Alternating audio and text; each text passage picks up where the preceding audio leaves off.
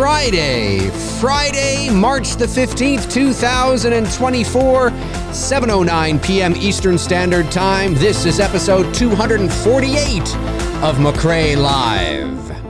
That's not nearly long enough, is it? It's not nearly long enough. Let's do it again.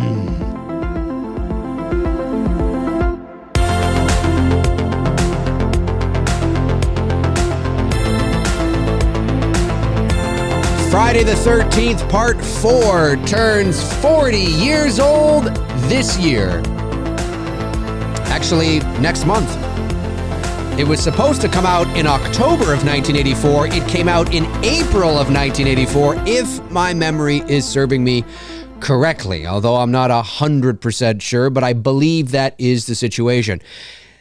Hey everybody, what's going on? My name's Dave McRae. Welcome to episode 248 of McRae Live. It's Friday, March the 15th, 2024, 7:10 p.m. Eastern Standard Time. I thought, since we paid some respect, some honor to the 40th anniversary of A Nightmare on Elm Street, the original, mind you, the original. It's also the 40th anniversary of the fourth installment of the Friday the 13th series, which is Friday the 13th, the final chapter.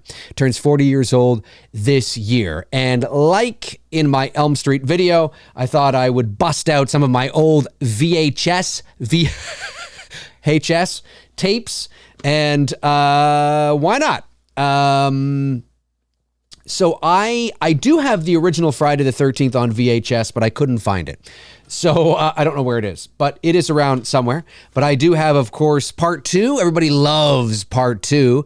That 40th anniversary was in 2021. That has passed, ladies and gentlemen. That has passed. But of course, arguably one of the best Friday the 13th movies out there, Friday the 13th Part 2. And then the everybody's favorite 1982's Friday the 13th Part 3.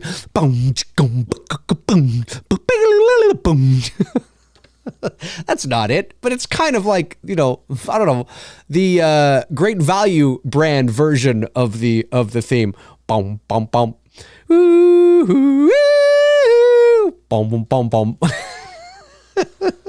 I have a video on my channel where I dance to that. Do you guys remember that? If you follow me for any length of time, you probably remember that. I think that was from 2018 or 2017 or something like that. Just type in Dave McRae dance Friday the 13th or something like that. It'll pop up. But Friday the 13th Part 3, of course, the one that was in 3D. In 3D. Yes, yes. Yes, yes. These boxes are in immaculate condition. Like, it looks like I literally, look at the shine on that. It literally looks like I just picked this up, I don't know, this afternoon.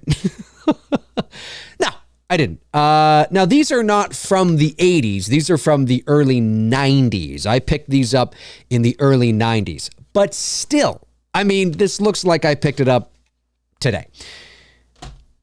I don't fool around with making sure that all my movies are in great condition. Now, before we get to the final chapter, of course, we have Ooh, baby, ooh, baby, ooh, baby, ooh, baby, ooh, baby, ooh, baby, ooh, baby, ooh, baby.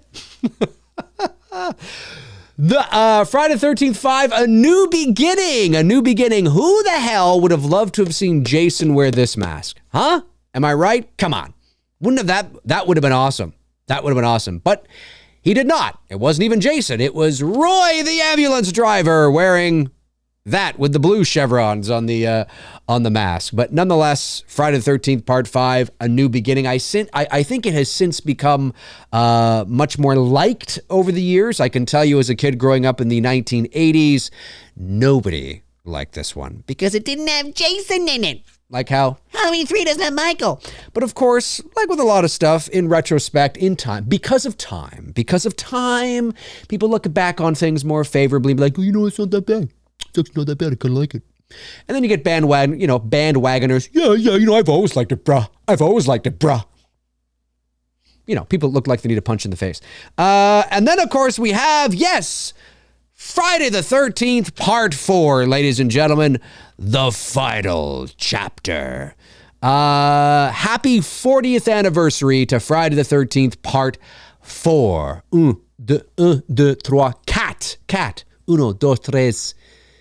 What's it? 1, 2, 3, 4. My American friends can help me with the Spanish and number 4. I know this, but for some reason I'm blanking on it. Anyway, 5 is cinco.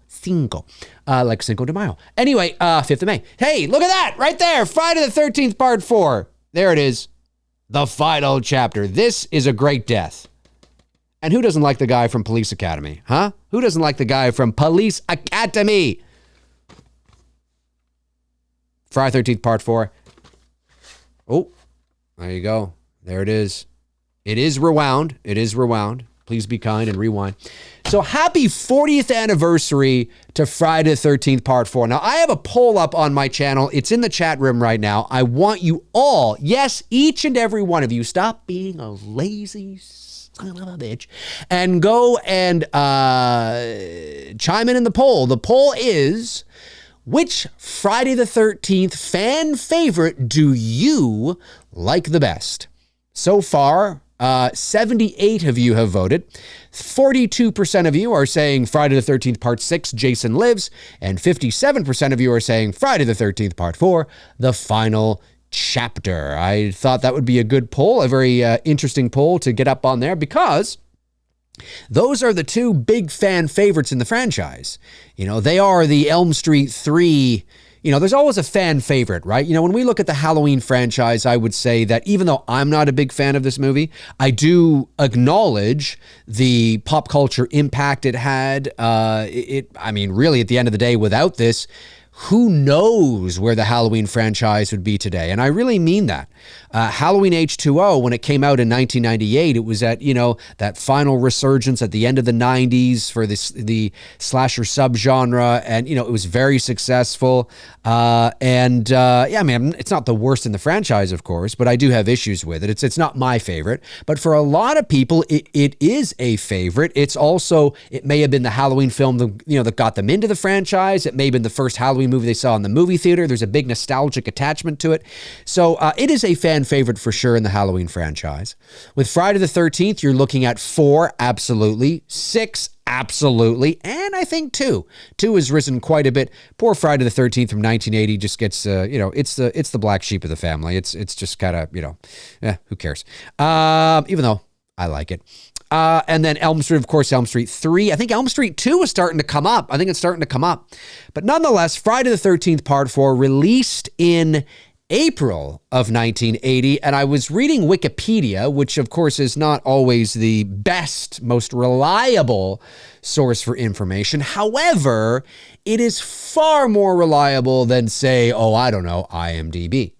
If you're looking at like trivia in the IMDb section or something. I remember when IMDb, of course you probably do too, this is not that long ago, within the last 10 years, when they had the message boards. Remember the IMDb message boards? Remember that? And a lot of fighting on there. I mean, it was just, why do people take shit so seriously? I don't know. Get out. Smell the grass. But it was crazy. And, but nonetheless, so I went over to the Wikipedia page. Did you know that there is I don't know if you guys knew this. I discovered this not that long ago. There's a Wikipedia, maybe I shouldn't laugh because obviously it is for, a certain people, but it is kind of funny because I didn't realize the type of Wikipedia I was on. It's called I forget what it's called now, but it's like Wikipedia simplified. It's very simple English. Okay. So it would be like Jason Voorhees is a bad guy and he likes to chase people with a big sharp machete. Very sort of elementary school, like your 6-year-old wrote about this in grade 1 or something. Do you know what I mean? And I didn't realize that I had stumbled upon it. And I was reading about Freddy Krueger. And it said something like Freddy Krueger is a mean bad guy, but in the major part of the article. And I'm like, this sounds so what the hell? And then I realized, it's like a Cliff Notes or, for people that are maybe younger or maybe have, a learning disability or, whatever the case is. But I didn't realize that. And I was laughing and I'm like, who the hell wrote this? What the hell is this? Really funny. You should go check it out if you're unaware of it. I forget what it's called now, but it's like a, subsidiary of the major Wikipedia. Really funny stuff. Anyway, but I jumped over to Wikipedia and I thought I would look at the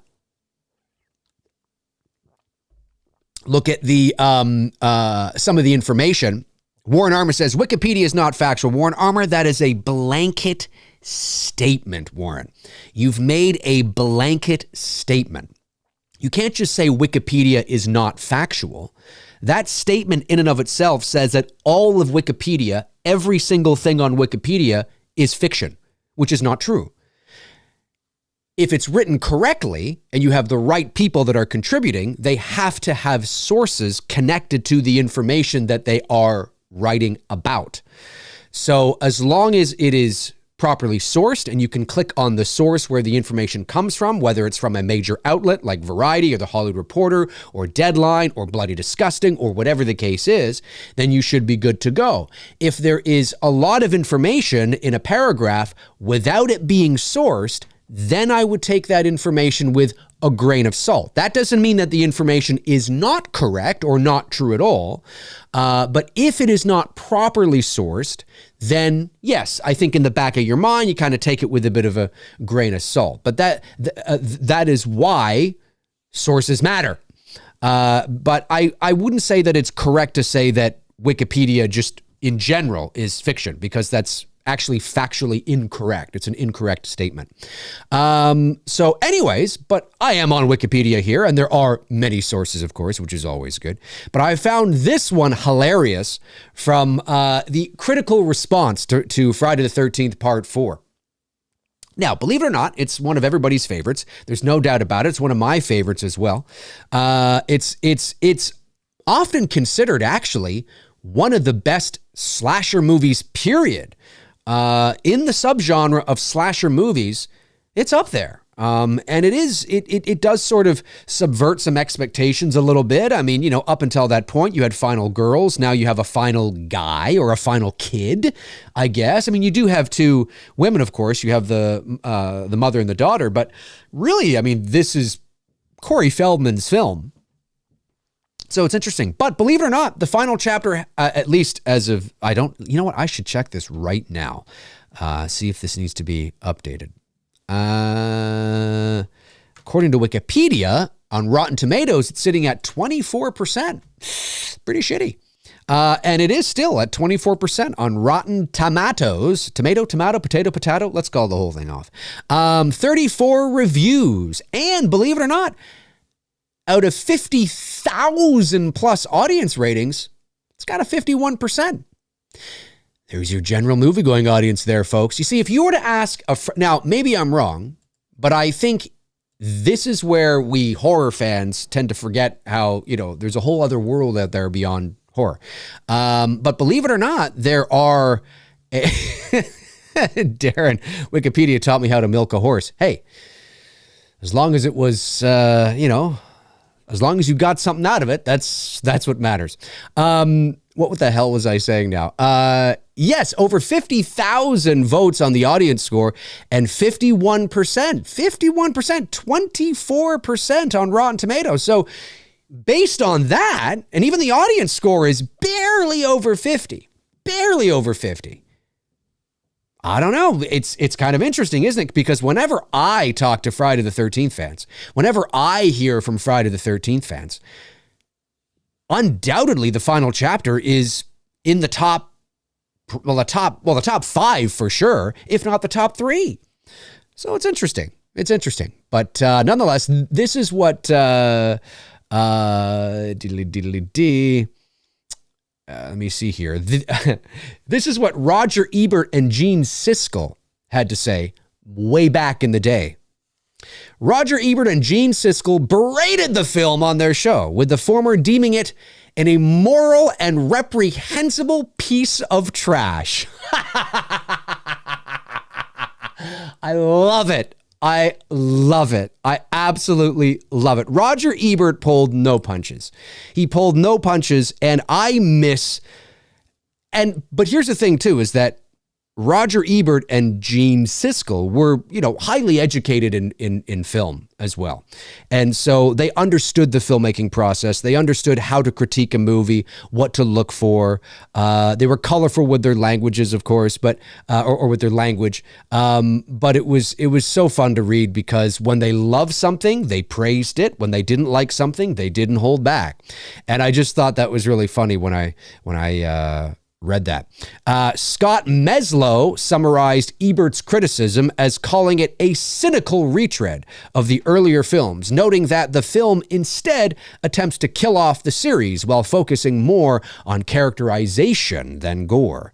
In a series retrospective, this is what usually happens with these early 80s horror films, Kyle Anderson of Entertainment Weekly ranked it the best Friday the 13th film, complimenting both its narrative and kills.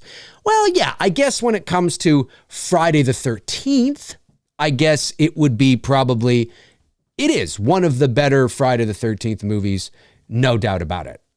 For sure. It is. Hang on a sec here. Let me just want to turn this up a little bit. Okay. Turning up that light over there a little bit.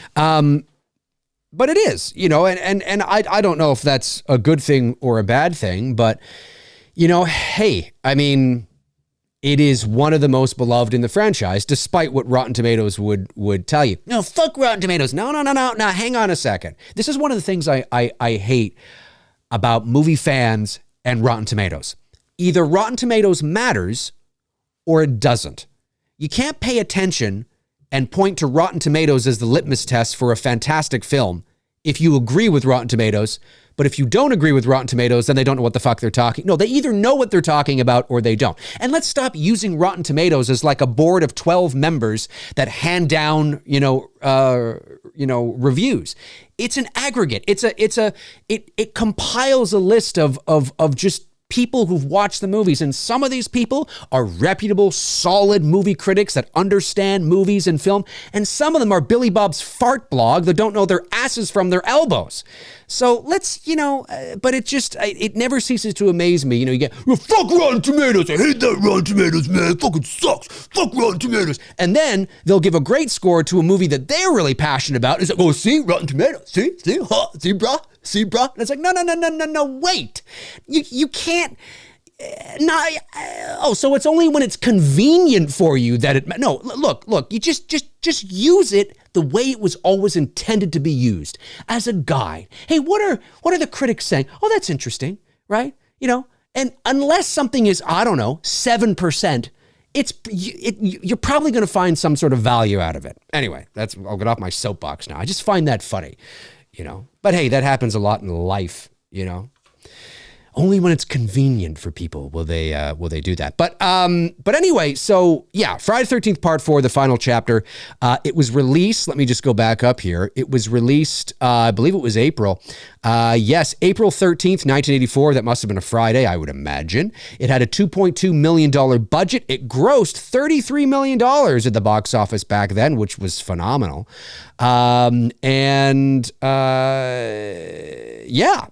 Really interesting. And of course, Ted White, my favorite Jason. Well, Ted White and Richard Brooker are my favorite Jason. So,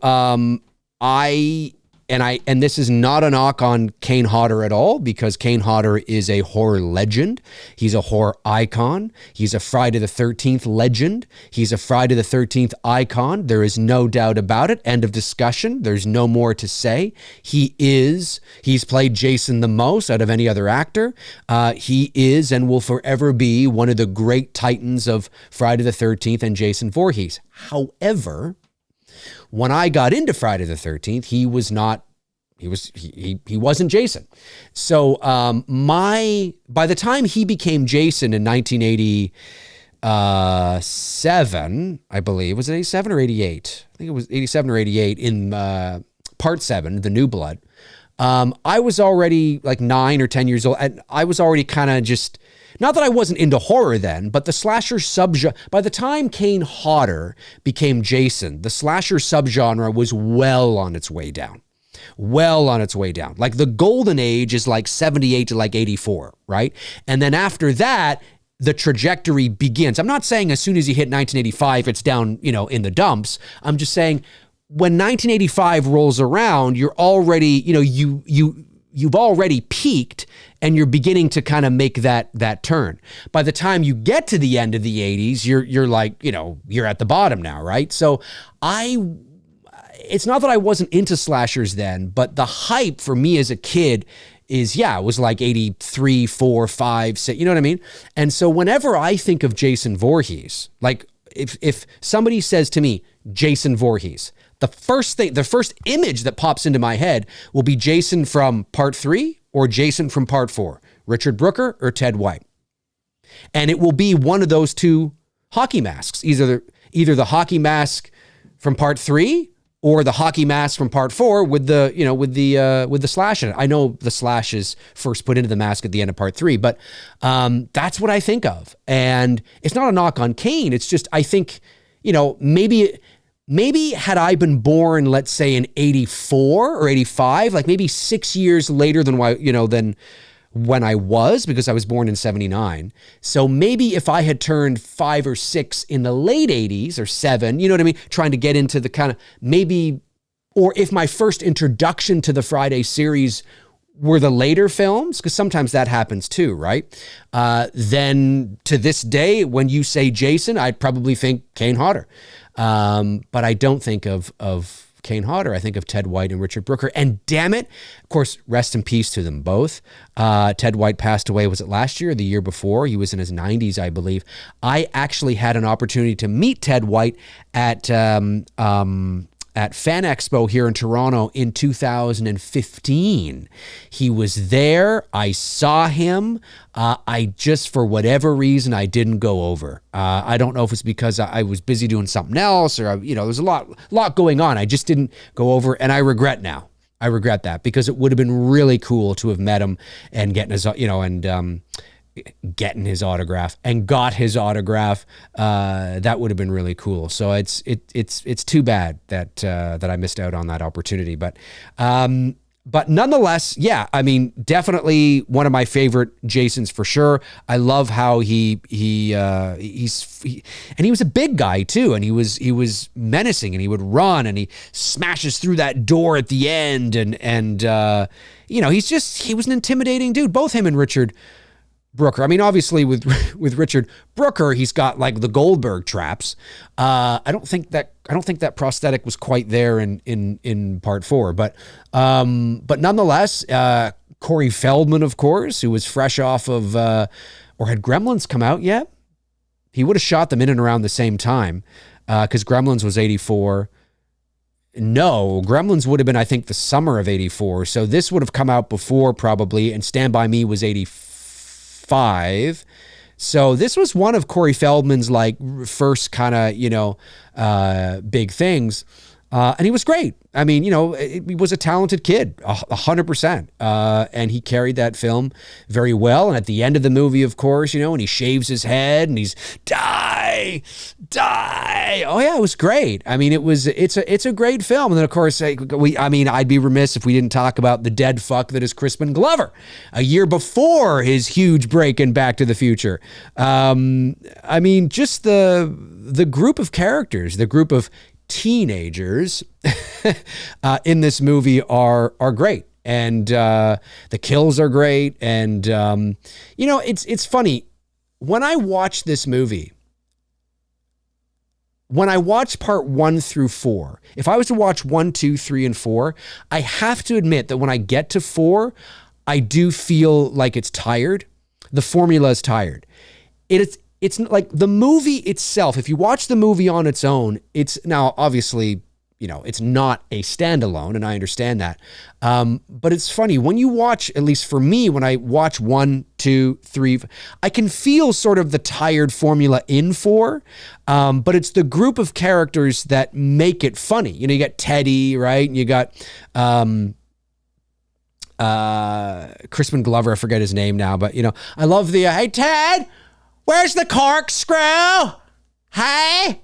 And then he gets the fucking, butcher knife there, the meat cleave knife or whatever it is, right in his face, and it looks really good. And they cut away pretty quick. And I've learned from more seasoned Friday the 13th fans that there was a lot more gore in that, and there was also an alternate ending as well. I think it's on Wikipedia if I'm not mistaken. Talks about it here. Let me just see. Hang on a sec here to make sure I get it. Filming commenced in October 1983 to January 1984. That's a long shoot for that movie. Of course, it depends. That's a long shoot for a Friday movie. You start in 83, you end in. That's a long shoot. That's like a 2-month shoot for that thing. Really? Anyway, feels like a long shoot. Maybe not. I don't know.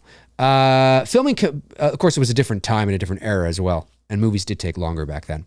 Filming commenced in October 83 to January 84 in Topanga Canyon and New Hill, California. It was originally set to be released in October of 84, but Frank Mancuso Sr., one of the producers, pushed the release date to April 13th, leaving them only 6 weeks to complete post-production. The only time Paramount helped with the film's production. The only time Paramount helped with the film's production, they rented a house in Malibu for the filmmakers to stay and conduct editing sessions, with food brought to them by the studio. Fascinating indeed. An alternative ending exists where the character of Trish discovers the body of Mrs. Jarvis in the bathtub. This exists as a DVD extra, but the original audio for the scene is lost. Fascinating. I actually do have, do you remember the, hang on one second. I'll be right back. Hang on. I do have those DVDs. You guys remember those DVDs, that box set that came out? This box set here. Do you guys remember this? I think this box set is, what, 2002 or something, or 2004, I think. Do you guys remember this this box set here? I do have this box set. I bought it when it first came out. I do not have that great Friday the 13th series set. The Blu-ray set. I think it was Blu-ray. Was it Blu-ray or 4K, or maybe it was both? I don't have that. That looked really cool. I would love to have that. That's pretty darn cool. So I do not have any of the Friday the 13th on Blu-ray, just VHS and DVD, but I'm okay with that, to be honest with you. But yeah, this is, I forget what year this came out, but I remember my brother Bob, he came to visit. This is probably about, this has got to be like 20 years ago. And I remember he was in my basement and he found these and he's like, oh dude, you've got them. Cause he was a teenager back then, right? He's 11 years older than me. So in the 80s, when I was like, 5 and 6 and 7, my brother Bob, would have been 16, 17 and 18. Right. So, he was like prime target audience for these movies. And he was like, oh yeah. And he sat down and he popped them in and he watched all of them. Now this only goes to Friday the 13th part 8. Jason Takes Manhattan, I believe. It's only the first 8 films. It does not include Jason Goes to Hell or Jason X, because obviously that's when they switched over to New Line, and these are the Paramount films. I think it was New Line, right? I think it was. But some of the covers of these are interesting. Part 3 and Part 4. There's the cover of Part 3 and Part 4. Kind of cool. It was back in the day when, you open it up and it came with, there you go. Like that. Yeah. And I actually did a binge watching these like a few years ago. I busted these out and I binged watched. I didn't binge watch all of them. I think I binge watched to like 6. I'm not a big fan. And again, I hate to say this, but I'm not a big fan of the Kane Hodder films. It's not him personally. It's just the films he's in are not very good, in my opinion. And so whenever I watch a Friday the 13th movie, 9 times out of 10, it's usually going to be like part 1 through like 5, 6. 6 is like where I cut it off. And I'm not as big a fan of 6 as a lot of people are. I think it's okay, but it's a little too kind of hokey to me a little bit. Like it's kind of got that, but I understand it's a lot of people love it. I do like it. But I much prefer the first 4 Friday the 13th. And 5 has grown on me. Ooh, baby. Ooh, baby. But yeah, Friday the 13th, part 4, the final chapter, celebrating 40 years this year. And of course, we know it was not the final chapter because the very next year is when, I was going to say Halloween. Friday the 13th, part 5, A New Beginning came along, and obviously, it didn't have Jason in it, which was one of the reasons why it did not do very well. Not the only reason, but one of the reasons. But the formula is still it still feels like a Friday the 13th movie. They still do a really good job of making it feel like a Friday the 13th movie. And I remember as a kid watching part 5 and thinking, oh, fuck, he's just chopped up that fucking guy. He killed his son. Wow. It was wild. It was wild. It was so like surreal to me at that age. But yeah, part 4 is one of the best for sure. Like it is definitely one of the better Friday the 13th movies. And maybe that's because it wasn't just kids at a camp getting killed, right? There was a little bit of a B plot. There was a little bit of not a B plot, but a little bit of, there was some stakes, there was some background, there was you didn't just, it's like you still had kids at a camp, but you had a little bit of a kind of this side plot here with this young boy and his mom and his sister and yeah. And then of course the hunter, who's the brother of one of the, who's he the brother of? The character I'm talking about here. That guy in Friday the 13th, part 4, who's trying to hunt down Jason, he's like the brother of one of the other characters in one of the other Friday the 13th movies. The chat room will let me know because I know all you Friday the 13th nutballs know this. Who is he the brother of? Who is he, or what character was he the brother of? Or am I just losing my mind and that's not true? I'm pretty sure that's true. I don't mean an actual brother, like the actor. I'm talking about the character. We'll see if the chat room knows. Maybe not. Maybe not. Anyway, Sandra says, Chester Franklin Jr. Leave it to Chester. Thank you, Chester. I appreciate that very, very much. So, yeah. So, again, like that's adding a bit of an interesting, like, it's just adding narratively and character-wise, right? Again, this isn't the Shawshank Redemption, but in the realm of a Friday the 13th movie, it's got a little bit more meat on the bone in terms of substance. A little bit. Again, like it's not, we're not talking about deep fleshed out characters and, massive character arcs. No. We're just talking about a little bit more meat on the bone that makes the characters, it takes them from say 1-dimensional to 1.5 dimensional, maybe knocking on 2-dimensional, right? Yeah, and so that's interesting. And you feel that when you watch Friday the 13th part 4. And I think that probably helps to make it one of the better Friday movies because fans watching it, there's more to glom onto. There's more to care about, right? There's like, you genuinely care about this kid and the guy who's searching for Jason because of his sister and do you know what I mean? So there's like 3 things going on here. And of course they all meet towards the end of the movie. And that's, I don't think, unless I could be proven wrong here, I don't think that's really something you see. I know in part 3, of course, you have the biker gang, but that fucking doesn't really go anywhere. You know what I mean? Just, where does that go? So I like that.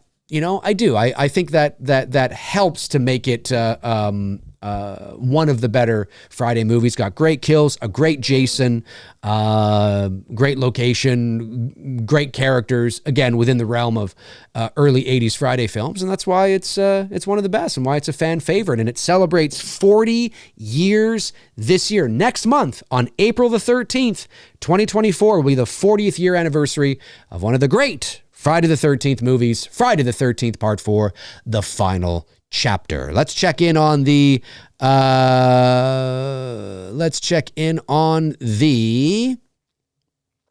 poll. The poll says 140 of you have voted. It says, which Friday the 13th fan favorite do you like? Jason Lives or The Final Chapter? And out of 140 of you, 37% of you say Jason Lives. 63% of you say The Final Chapter. The Final Chapter. And maybe that's because we're having a Final Chapter stream, although we have touched on a few other things in regards to the franchise. Maybe, when we do the 40th anniversary of Jason Lives in a couple of years, maybe, the poll will be in reverse. I don't know, right? But nonetheless, that's what the poll is saying right now. We'll keep that up for the remainder of the show and see where we are at the end. Okay, let's jump over to the chat room. We've got nearly 150 people in the chat room here watching tonight. It's great to have you all here and to celebrate the 40th year anniversary of this slasher movie. So let's jump over to the chat and see what you all are saying. A couple super chats did come in.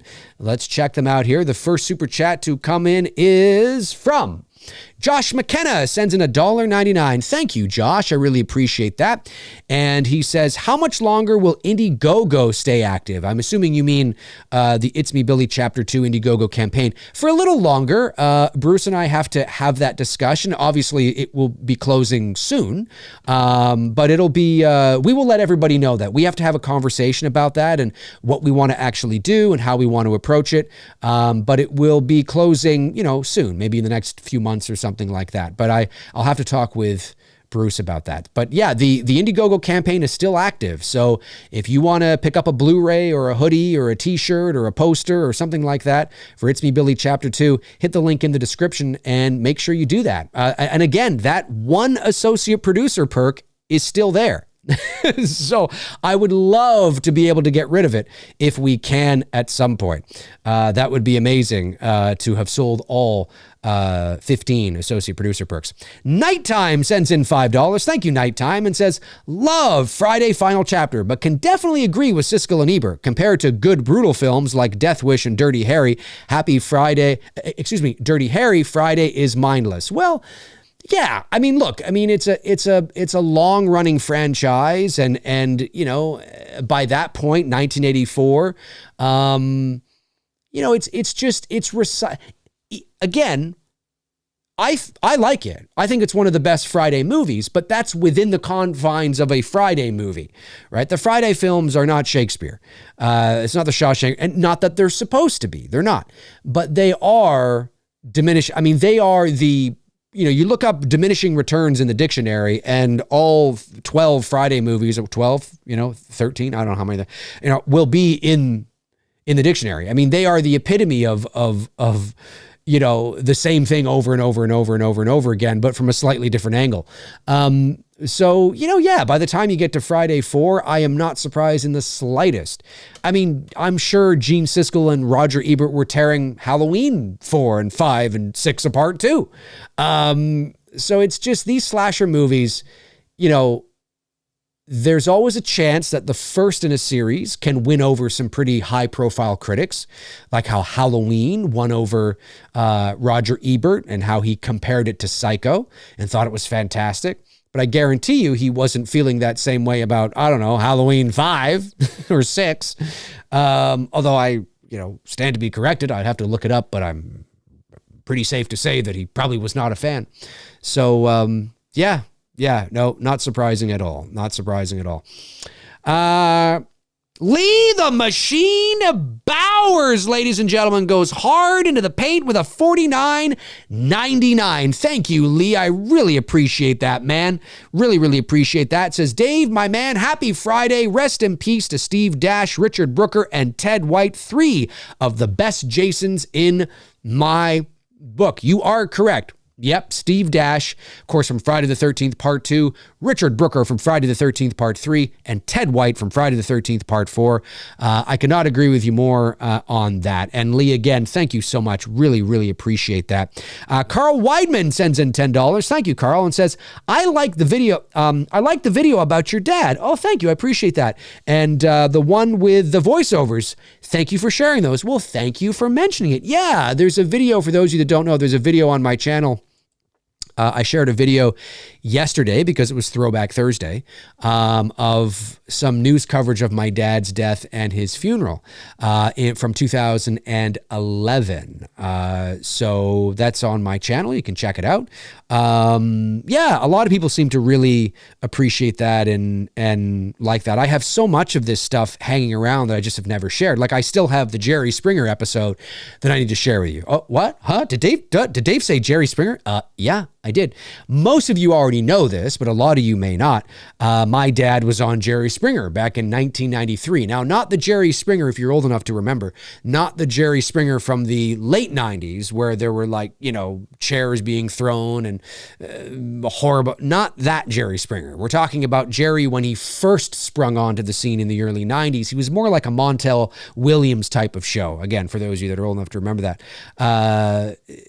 And anyway, long story short, they got wind of the Elvis Sighting Society, which was a charity my father rented. My father rented. My father co-created with some friends of his, and the gimmick was that Elvis was alive and he was in Tweed, Ontario. It was a whole thing. It would take me forever to go into it, but it was a whole thing. Anyway, the Jerry Springer Show heard about it, and they had my father on talking about it. And my dad's friend, Bruce McGregor, who can speak like Elvis Presley, can't sing like him, but can talk like him. When I say talk like him, if you know Elvis Presley, that is. If you don't really know, you just kind of think, oh, Elvis just kind of sounds like this. Hey, baby, what's going on? Well, then anybody that just goes, hey, baby, what's going on? Sounds like Elvis to you. But if you know Elvis, like really know him, then you know that, hey, man, what's going on? Sounds nothing like Elvis. It's like how I go, like, hey, yeah. It's like, yeah, I know you're doing Arnold, but, right? It's a caricature. No, this guy sounded exactly like Elvis. Like, I mean, more like Elvis than Austin Butler sounded like Elvis. And he was on the phone calling in as Elvis. Nobody knew. And the audience was like, oh my God, it was wild. I have a digital file of that. I just haven't uploaded it yet. So I will eventually, I don't know if I'll upload the whole thing or maybe I'll upload a clip or something like that. But I have a lot of this stuff. Like my dad, obviously having grown up in a media family and who my father was, there was a lot of stories, a lot of interesting things, a lot of things that I learned from my father, which is one of the reasons why I'm so anal when it comes to sources and getting information correct. And that when I put out information to you, whether it's on a trailer release date to Halloween or it's some sort of information about something, it is because you can take it to the bank, because I would not put that kind of information out there unless I knew it was rock solid, because it's my reputation on the line. It's not hearsay from, the craft services guy who once worked on set, who knows Bob, who knows Jim, who knows Steve. That's not where it's always from somebody who would be in a position who would know this information. And, so I take that very seriously, and I learned that from my father. But anyway, I digress. I appreciate you reaching out and saying that you like that. And yeah, the voiceover, I put up a little compilation of some of the voiceover work I've done over the years. Some of the spots in there I've shared individually, but I wish I could share everything. I've just done way too much, and I don't always get copies of everything. If I do something that I think is really cool, like the, trailer to It or I don't know, one of the Disney things I've done, then I will usually, when I'm in the studio doing the voiceover at the end of the session, I'll usually ask the producer, is it all right that, I could get a copy of this for my reel? And 9 times out of 10, like 9.9 times out of 10, they're always like, oh yeah, sure, no problem. Now I can't get a copy of it until it's airing.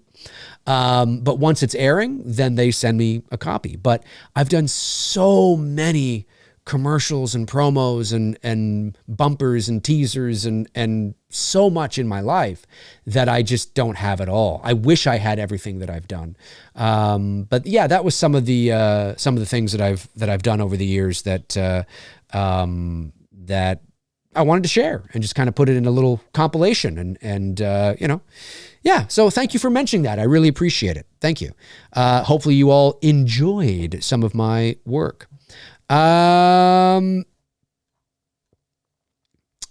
Let me see here. Oh, hang on a sec. Let me go back.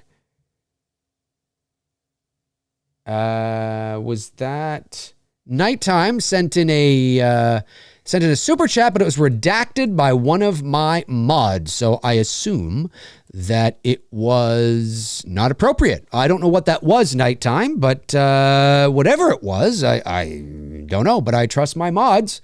Carl Weidman sends in $10. Thank you, Carl. Says, I like the video about you. Oh, yeah, I already read that. I already read that. Oh, then I've got them. Do I have them all? Nope. Here we got $10 from Eric, right? Your name's Eric? I think I remembered that. Hey, Dave, got a film recommendation. Have you seen Inside 2007 before? I have not. It's one of my major inspirations for my future films, along high tension and has a bit of Halloween's vibe to it. Well, hey, listen, if you're saying that there's a little bit of high tension and a little bit of Halloween, I'll have to check it out. But no, I have not seen, or I don't know if I've even heard of it. It's possible. It's entirely possible that I may have heard of it. I'll have to check it out. But thank you for the super chat. I really appreciate it. Danita Brown. Hey, what's going on? Danita says, I'd love to see the episode of your dad on Springer, but haven't found it out there to watch. I did like the video you shared of your dad's life. I appreciate that. Again, it wouldn't be out there, I don't think. But I do have it. I have a digital file of it. I just have to share it. I just haven't done it yet. And my dad was on, he was actually on Springer twice. He was on in 93 and then he was on again in 95 for the same thing.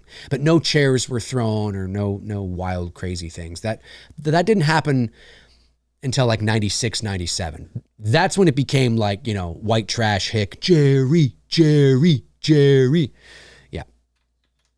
No, my dad said to me, I remember him saying this to me, once it turned into like a wild, crazy circus show, he said, if they asked me to go on now, he said, I'd say no. Like, there's no way I'm going, not now. That'd be too crazy.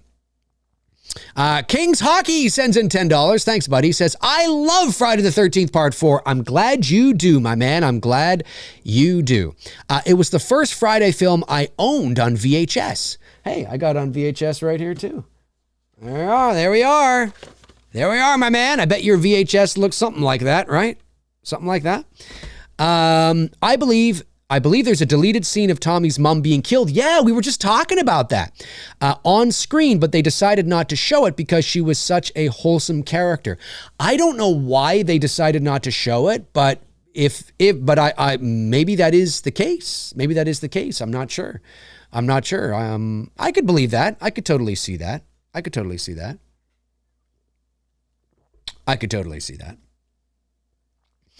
Nighttime says, I thought your mods were cool peeps. I guess not. Well, it all depends on what you were saying, what you were asking and what you were saying. I mean, again, without knowing, I trust my mods, especially Darren, because he's runs his own channel, so he's very aware of Frank and Darren especially, because they run their own channels. They generally know what's deemed appropriate and not. So I don't think it has anything to do with being cool. If a comment gets removed, it takes a lot for a comment to get removed, right? So if a comment gets removed, I would imagine, like, sit there and think about, okay, what did I ask or what did I say that was probably not the best thing to say, right? It wasn't, hey man, Dave, love you, great show tonight. I mean, it obviously wasn't that, right? So, again, Just be mindful of that. That's all. Let me see here. Eric. Oh, Alex. Oh, damn it. I thought it was Eric and it was Alex. God, I had the X right? There's Eric. There's Alex. There was the K. There was the K sound. The K sound. Alex, my man. Okay, sorry about that, buddy. Alex sends in $5 and says, hey, Dave, just to correct, my name is Alex. I want to also say that I'm from Niagara Falls and I'm going to Niagara College this year. No way! Dude, what are you taking? What do you take? If you don't mind sharing, you don't have to share. That's amazing. So you're from, are you from Niagara Falls? Like that's where you're born and raised? That's pretty darn cool, man. That's pretty darn cool. For those of you that don't know, I went to now, are you going to the Welland campus or are you going to the Niagara campus? Because I think there's 3 campuses, right? There's a campus in Welland, there's a campus in Niagara on the Lake, is it? And then I think there's 3. I was at the Welland campus in Welland, Ontario, which is just about, well, as you know, just about 20 minutes outside of Niagara Falls. So that's where I went to college, and I took film and radio and television there, and very, very cool. Well, man, I wish you the best of luck. Let me see here. Warren Armour says, yeah, I admit I love the new movie starring Millie Bobby Brown. It reminded me of The Never Ending Story, a movie from the 80s. Oh, you're talking about Damsel. I watched Damsel, actually. I did. I checked it out. I thought it was okay. The only thing that I think they should have done was I think they fucked themselves over by, in the 3rd act, having her sister, I guess this is a spoiler alert. I don't know. Fuck it. It's Damsel. Nobody gives a shit. Having her sister also get captured. You wasted I think that was unnecessary. I think you should have just had Millie Bobby Brown's character ride out from the mountain on the dragon. Riding on the dragon. And because then we could have had more time for the revenge. There was way too much time with her in the mountain, in the caves and things like that, which was all good, but there wasn't enough time for redemption, to see what's her face there, just fucking eat it. It was like they just kind of wrapped it all up really fast at the end. And I was like, if they didn't waste that time with her sister getting caught and the whole, you wasted like 10 minutes there. Anyways, that's how I felt about it. But certainly, yeah, it does have that 80s kind of little charm to it,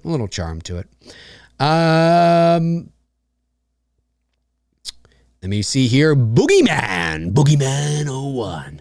Boogeyman 01 says, Are you looking forward to Friday the 13th prequel TV series, Crystal Lake, in the works at Peacock from Brian Fuller, Hannibal TV series starring Adrian King? Yes, I am. We've talked about that on this channel before, and I am. I am very curious to see how this is going to work, because this will be the first time. I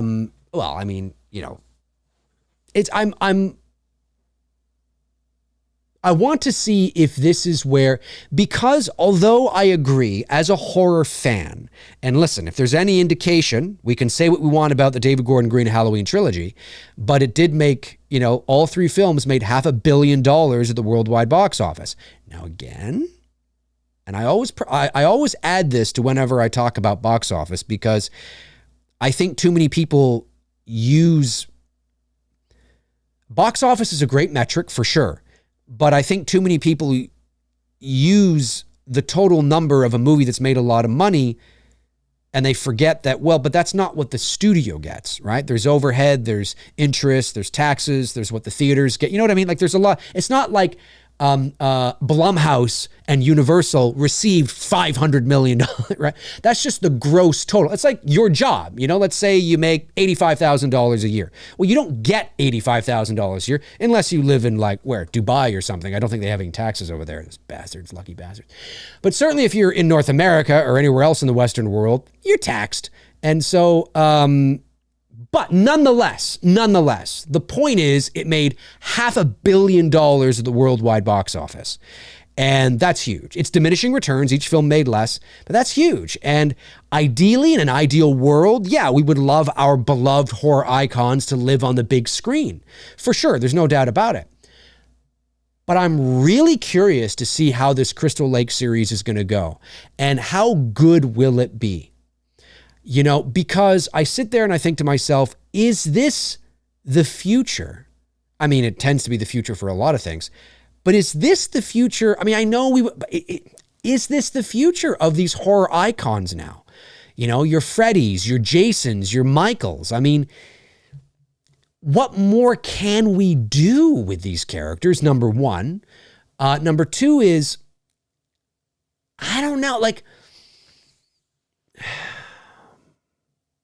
I just feel that when it comes to movie theaters, we have to wait a little bit before we bring these suckers back to the big screen.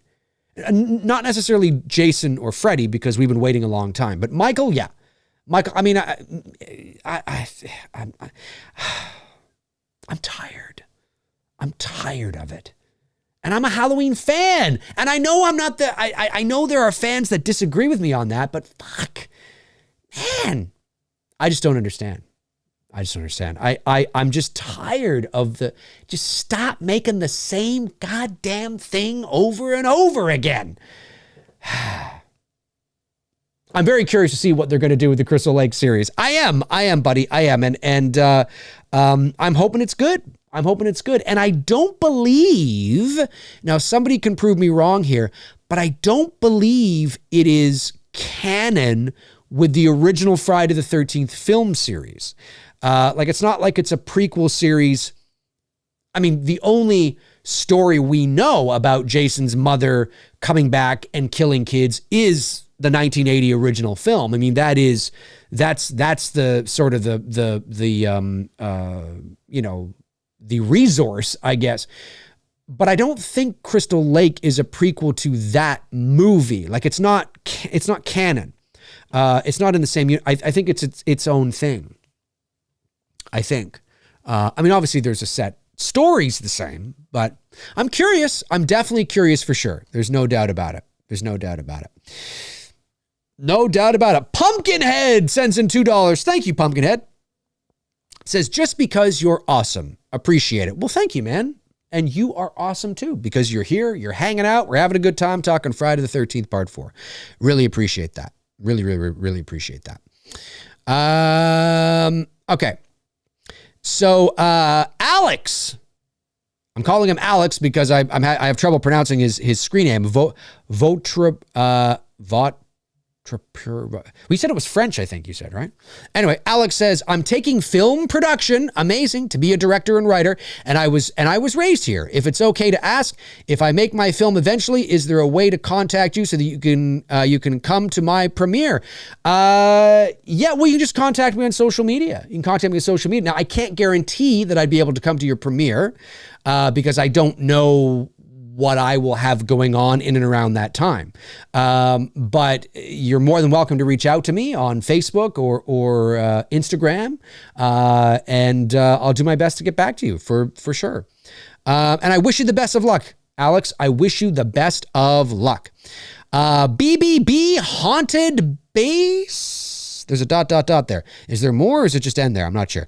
Sends in $5. Thanks, buddy. Says, hey, Dave, what do you think about the new Strangers new movie and how they film all 3 movies at once? Well, filming all 3 movies, you know, when you have a big story to tell that is canonically connected, if you can and budget allows, and nobody's sort of, you know, running out of fuel, if you can shoot movies back to back to back, it is always the best thing to do. It's cost effective that way. That doesn't mean that you will not have, you know, pickups that you'll have to go out and get or, you know, whatever the case is.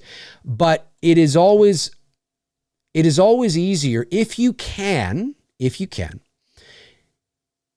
It is always cheaper to keep filming rather than to shut an entire production down, to then wait however long and, you know, and then turn on, for all intents and purposes, you shut it down and then turn back on an entire production again. That costs a lot of money to do that.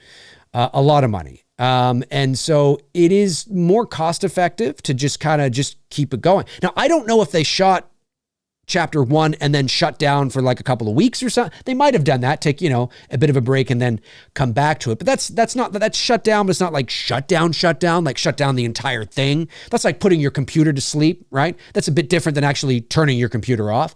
So they may have done that. They may have taken like a week or two off. I'm not entirely sure.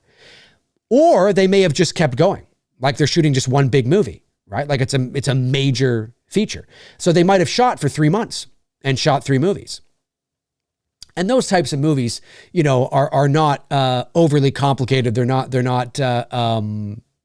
it's not like shooting a Marvel film, right? You know, or something that has like a lot of moving parts and a crew of like, you know, 350 people or something. And, you know, post-production is going to take months and months, and it's not like that. So, like you would not find, yeah, anyway, I digress. I could go on, but, what do I think about it? I don't know. Like, I'm really confused on where this sits canonically. I'm a big fan of the first film. I do like that first Strangers. I thought the second one, Pray at Night, was, you know, whatever. But now we have chapter 1, 2, 3. The trailer to chapter 1 just looks like a remake of the original. But yet what I read about it, it's not a remake. It's like I just don't get it. I don't know. Rennie Harlan is hit or miss. I mean, he's the director, right? You know, Cliffhanger's all right. Elm Street 4 is not, you know, I mean, I don't know. Am I excited? No. Listen, in case you haven't already noticed, and I know this is going to cause a lot of you to roll your eyes, or like, it takes a lot. It takes a lot to get me out of my house to the movie theater to watch a horror movie. It really does. It takes a lot for me to just watch a horror movie. Because most of the trailers I see, like, I'm not going to go to the theater to watch The Strangers, chapter 1. I don't know. I understand that may come across as arrogant or pretentious, and I certainly don't mean it like that. That's not how I mean it. I just mean that there's just so much of the same, you know, and it's one of the reasons I'm so thankful I'm not a movie reviewer. Like, I don't have a movie review channel, because poor Cody Leach, I mean, geez, that guy's got to go to everything. He's a movie reviewer. He's got to watch everything. You know what I mean? And oh my God, it'd be painful. Oh God, I got to go. Oh God, honey, I got to go to the movie theater. What are you going to go see? Oh, I'm going to go see Attack of the Killer Priests, you know, whatever. Like, it's like, oh God. And I have to, because you know what I'm saying? No, I don't have to do that. I don't know what it is. Now there is a movie coming out. Oh fuck, I just watched the trailer for it. Darren from the Slaughtered Lamb sent it to myself and Frank. It was, what's that one with the devil? The Night of the Devil or something, whatever it was. It's a recent trailer. Now that one, that's got me excited. That has me interested. I like that it's a period piece. I like the vibe of the trailer, the pacing of the trailer. It's kind of got it's interesting. I really liked it. I don't know if Darren is still in the chat or not. It's Friday, and so he might be up late. Or Frank, maybe you remember what it was called. I didn't see you there, Frank. Welcome. But that's a trailer that I watched and I was like, oh, this looks interesting. I would go to the movie theater to see it. And that doesn't mean that it's going to be good. I just think it's a lot of the mainstream supernatural slashery type movies. I'm just like, you know, I'll catch it at home. You know, and again, I don't mean it to sound like I'm not saying I'm any better than you. If you, and I mean you as in like, you know, you out there, people of the world, if you are really excited about The Strangers, you know, chapter 1, all power to you, man. Like I'm not knocking it. I'm really not.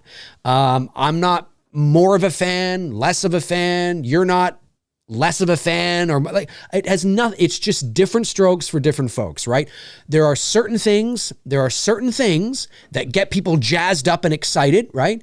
And that's great. But there are other things that don't get me. Like I see a lot of the same, and I'm just like, I'll watch it, sure, but it doesn't get me jazzed. Like I'm like, oh yeah, ooh, I gotta watch this. Ooh, I want to watch that. You know what I mean? Like getting jazzed.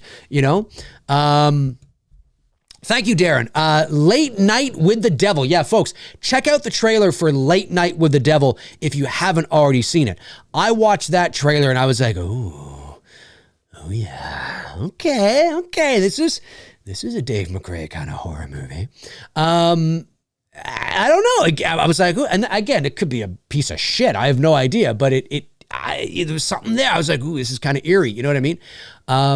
Strangers Pray at Night, or excuse me, Strangers Chapter 1, I watched that trailer and I've seen this movie already. I saw it in 2008 with Liv Tyler. I have seen this movie already. I don't know why. Like it's very similar. Like I'm not going to say it's a beat for beat remake, but there's so many of the same beats. I'm just like, this is the same movie, kind of, but a bit different. I'm not excited about that. We'll see what chapter 2 and 3 bring, though. I have no idea. Yes, Late Night with the Devil, Frank. Yeah, feel free to check that out, folks. Make sure you check it out, that trailer, Late Night with the Devil. Let me know what you think into the comment section below. Or maybe maybe I'll do a poll in my community section. I'll say, check out the trailer to Late Night with the Devil. And does this excite you? Is this a trailer that excites you to watch the movie kind of thing? And I'll be like, yes and no. And we'll see what people say. I'll be very curious. I've been doing a lot of polls, in case you haven't noticed, in my community section over the last couple of weeks or so, because I'm trying to learn more about my audience, right? And more about who you guys are, because I can't speak to you individually, obviously, but I can speak to you all at once via polls. And so I did what's your age poll, right? Well, the vast majority, at least according to like 2,000 people, that's a lot of people. That's a big sample size, are between the ages of 24 and, well, basically between 20 and 35, we'll say, which is interesting. And then I asked, like, what's your favorite slasher subgenre? I asked, what's your favorite, not Halloween, besides Halloween, what's your favorite slasher franchise? And I've just been asking all these types of things, just trying to get to know you guys a bit better. And maybe that'll be a question I ask, watch the trailer to Late Night of the Devil.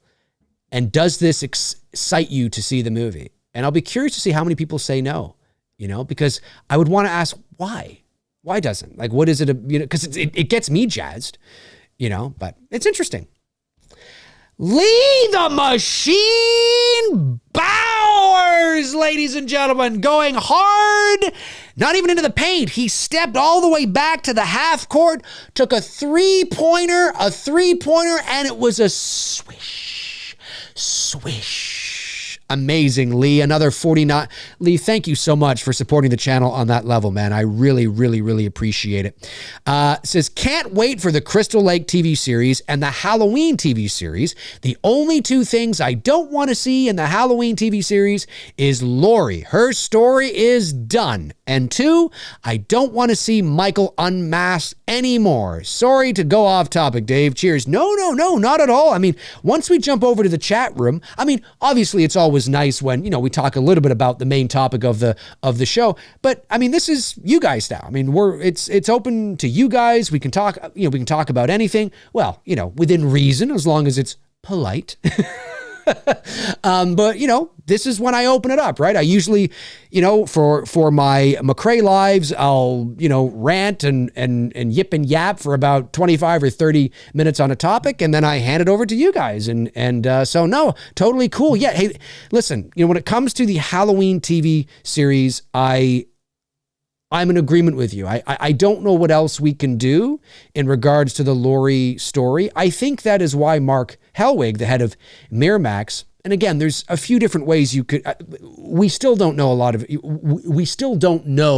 a lot of information, but he made it very clear by saying, we're going to focus on characters from that film that haven't really been focused on before, which is interesting, and maybe other characters from some of the other films. So that really does tell me at least one thing.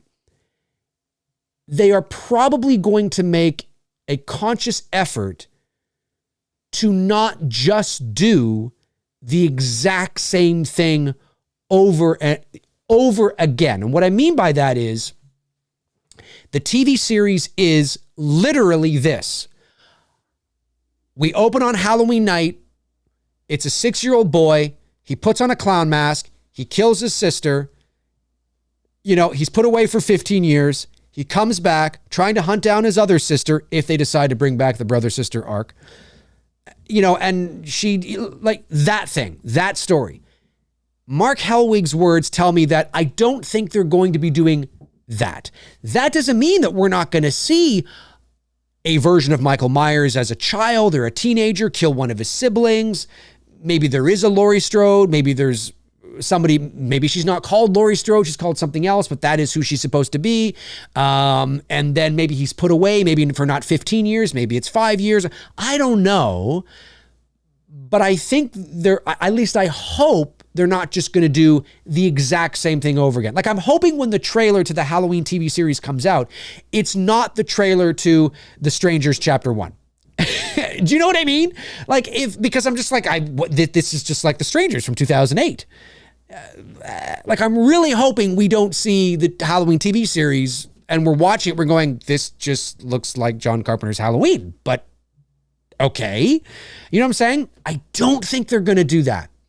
That doesn't mean, and I've been saying this on my channel, you must make it familiar. There has to be a familiarity to it. The DNA still has to be there. That stuff still got to exist. But yeah, doing the same thing over again, I mean, like, you gotta do something if you're going to come back to the table. And the Crystal Lake series, yeah, Lee, I mean, like I was just saying, I mean, I am excited to see what they do with it, because if it is hugely successful, now again, streaming shows, generally speaking, don't get any more than 3 to 5 seasons anyway. This isn't like TV from, the 80s where shows like Cheers ran for like 11 seasons and Frasier ran for 11 seasons. And, I mean, that was the day of network television where you had like, 26 half-hour episodes and all that kind of stuff.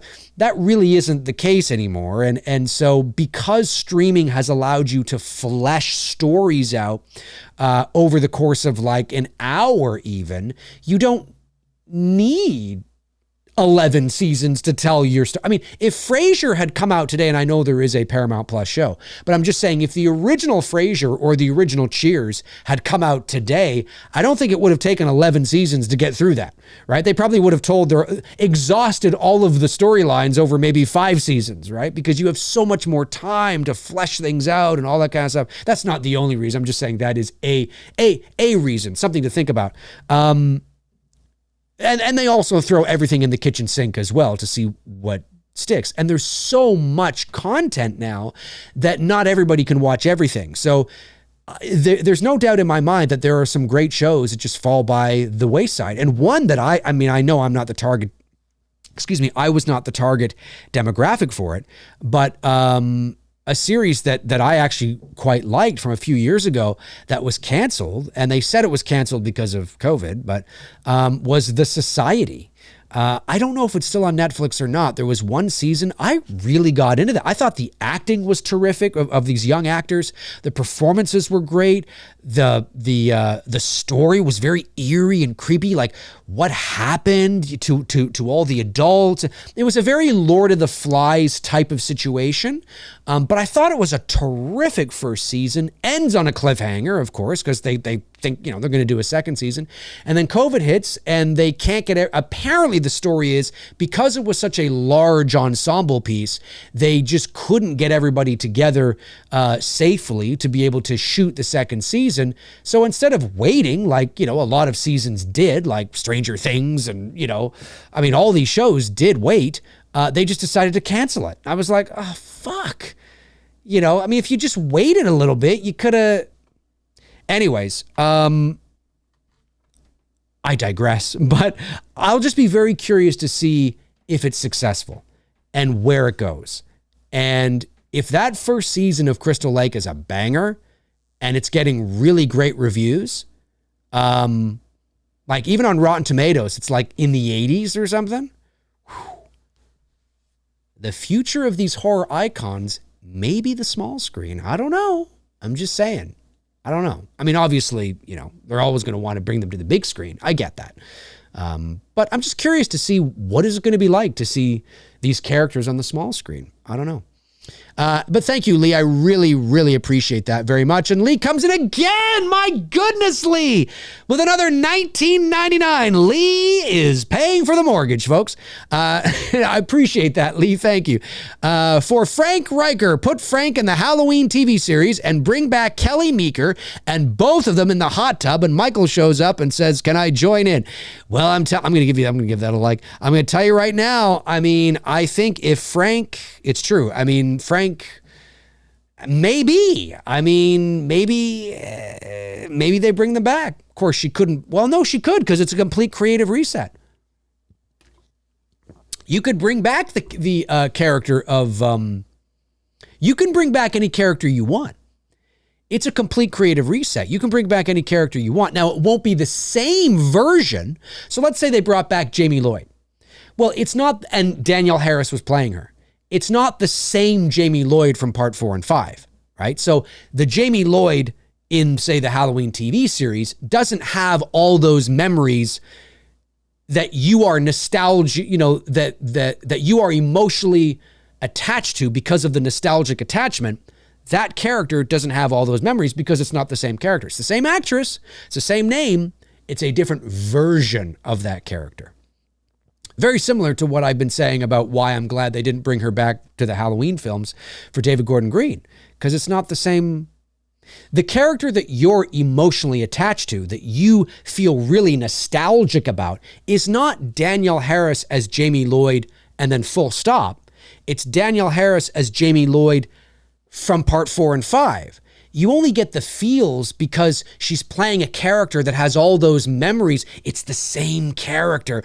Oh, it's that, that character is the same girl that's been through all that shit. If she's just playing another version of that character, I don't get the nostalgic feels because I know I'm not watching this. Yes, it's the same actress, it's the same name, but it's not, canonically, it's not the same character.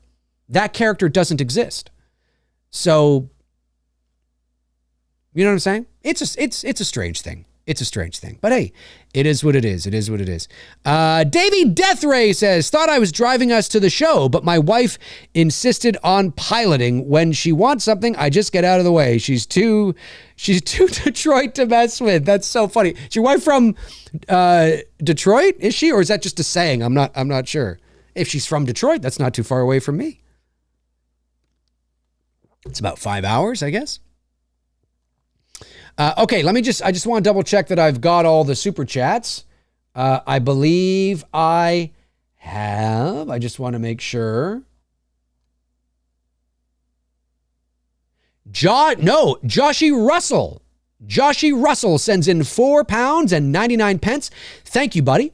And says, yo, Dave, did you ever see Boy Behind the Door? You did an episode about it a while back with the trailer about the two boys trapped in the house. Oh, yes. I feel like I did watch that movie. Holy shit. Yes, I think I did watch that movie. But I remember very little about it. I'm pretty sure I did watch it. You know how there's those movies where you'll watch it, but then time goes by and you can't remember much about it? And that's not because it was a bad movie or anything. It's just for whatever reason, it's just one of those movies that I'm like, yeah, I kind of remember sitting down and watching it and enjoying it. I think I enjoyed it, but I don't remember it really. Isn't that weird? It's so weird. I'll have to watch it again just to make sure that I'm getting that right. Not really sure. All right, what is it? We'll go for a little bit longer.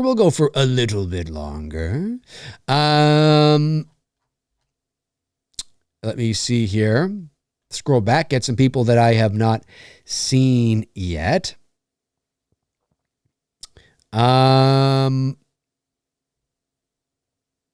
Michael King says, I know Resurrection sucks, but that opening scene that was cut of the Myers family in the backyard was so cool. The only good thing, and they cut it. Was that a scene that was cut? I thought it was just a flashback sort of. Was that a scene that was cut? Not really sure. You might know better than me. Yeah, Halloween Resurrection is just a dumpster fire. It's just, I can still find a couple of redeeming qualities with it, but it's not very good. Not very good indeed. Not very good at all. Frank Riker, my man. Frank says Charlie Bowles, Haddonfield's first serial killer. Yeah, Charlie. Well, no. Charlie Bowles was from Russellville. Right? I remember Charlie Bowles over in Russellville. So he's from Russellville.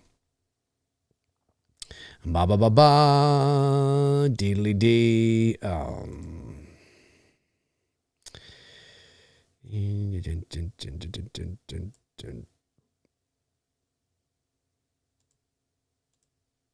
right, there you go.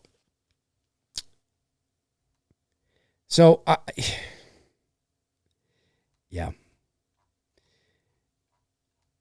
Anyway, is what it is.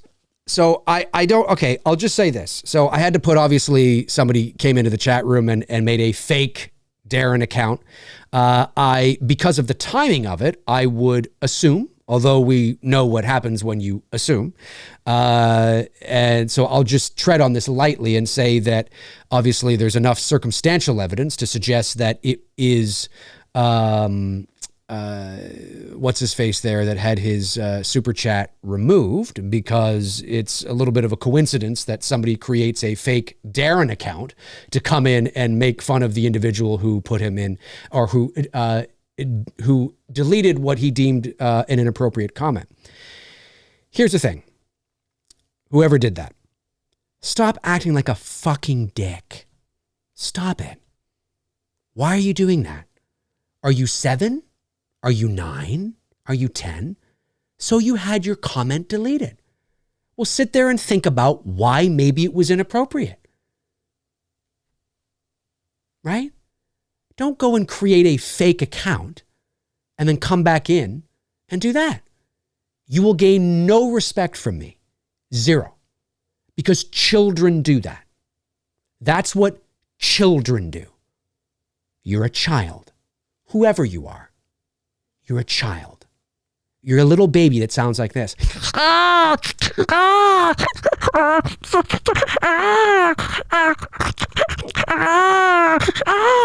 That's what you are. You're a child. I just don't get it, man. I just don't get it. It's the fucking internet.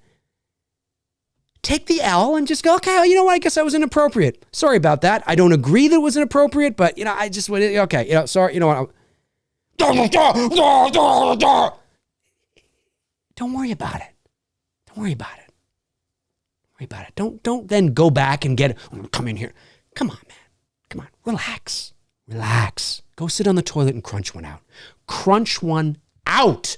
Crunch it out, baby. Ah! Oh! Ah! You'll feel a lot better. Now, again, I'm not saying that it is the same individual. I don't know for certain. I stand to be corrected. But I think we all can agree there is enough circumstantial and coinky-dink evidence to suggest that it is the same individual. Stop it. Be cool, man. Just be cool.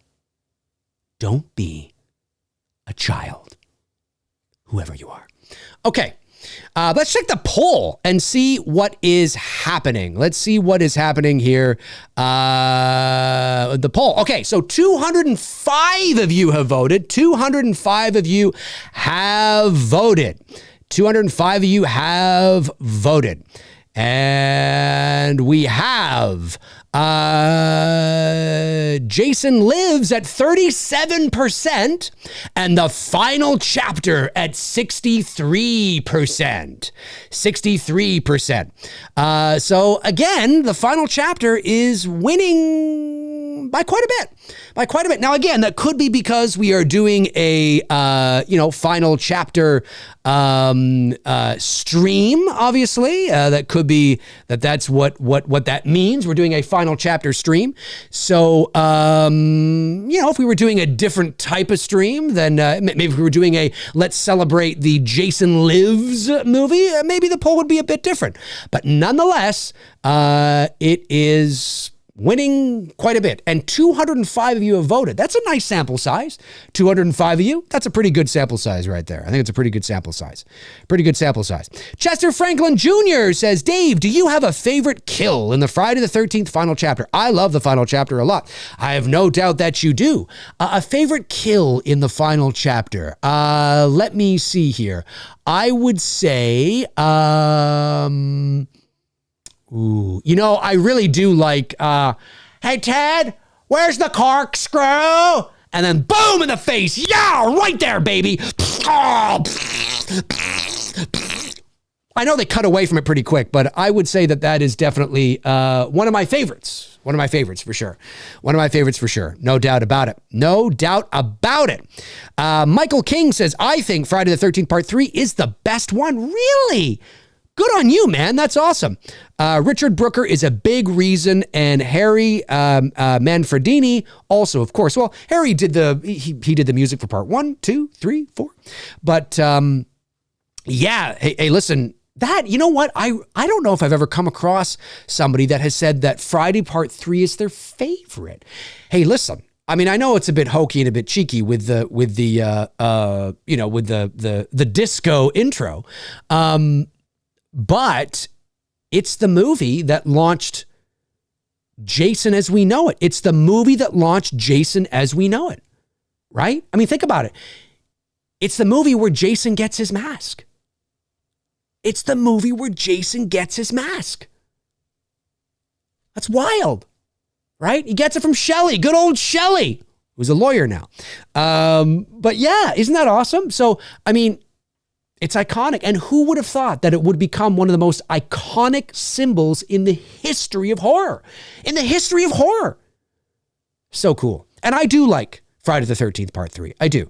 It's not my favorite, but I do like it. And you know what? Over the years, I've always liked Part 2. I always have. But I'm really starting to come around now and really enjoy Part 2. And I know I'm late to the, well, it's actually, speaking of Darren, it's his favorite. Part 2 is his favorite, I think, right? Part 2 is your favorite?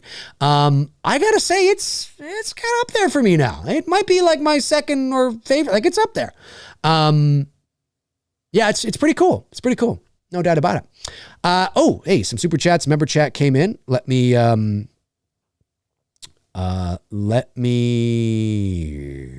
get this. Lee the Machine Bowers again. Lee going hard into the paint. Sends a $9.99. Thank you, buddy. Appreciate that. Says, Dave, next horror movie watch along. Let's do Friday the 13th Part 4. Ooh, not a bad suggestion, Lee. I was thinking of something else, but maybe this might be a good time to say, hey, if you want to become a member here on the channel, check out the member link in the description. Also, there's the join button right there. We have a horror movie night watch along once a month. We also have One Good Scare, which is the Halloween only show. We got all Q&A for my members, which, by the way, the next all member only Q&A is next week. I'll let you know what evening that's going to be, but not a bad suggestion. And our next horror movie watch along will be in April.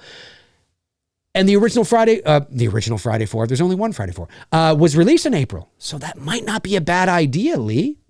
I like your thinking, Lee. I like your thinking. I'll think about it. Andrew Stevens, one of my great mods. Andrew Stevens sends in a very generous super chat of $20. Thank you, Andrew. Really appreciate that. Says, as Frank used to say, for the sexy MFers in the chat, thank you for the wonderful community. Well, thank you, Andrew, and thank you for being such a great moderator, a great contributor.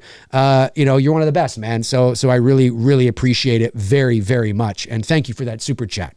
Robert Nickerson sends in $4 and says, Dave, is there any movie that always makes you cry? I personally can't make it through the Green Mile without getting emotional every time. Oh, dude. I don't know. You know what? That's a great question. That's a great question.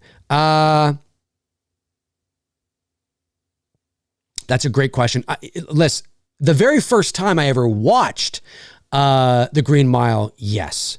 Now, because I've seen it so many times, it's one of my favorite movies, I'll probably say no. But you know what movie I've seen a couple of times, and it's made me, and you guys are going to laugh at this because it's an animated film, or maybe you won't because you totally understand, is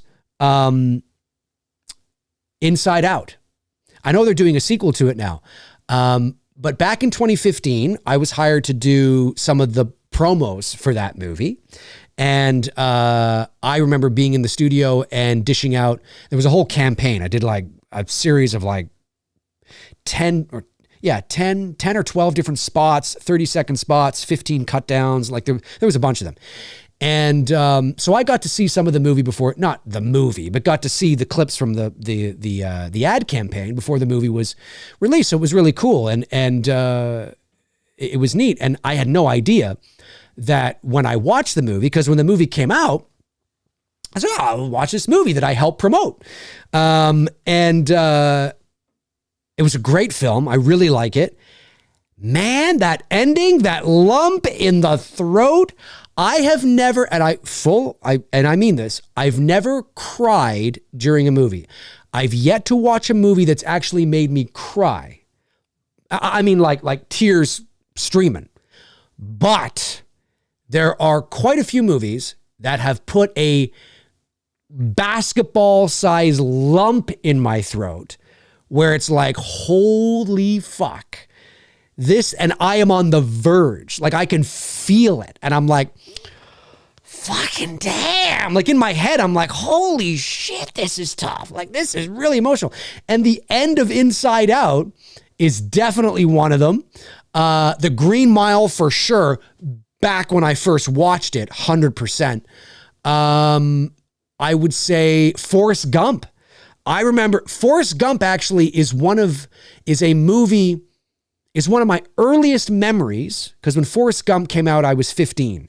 And I remember watching it at home. I didn't see it in the theater. My dad went to see it in the theater with my sister, Jill. My dad loved it. And which makes sense because it's all about, growing up through the 60s and the 70s. It was like my dad's era, right? So he loved it. He thought it was really cool and how they did the technology of like meeting Kennedy and Elvis and all that kind of stuff. My dad loved that movie. And it's a great movie. And I remember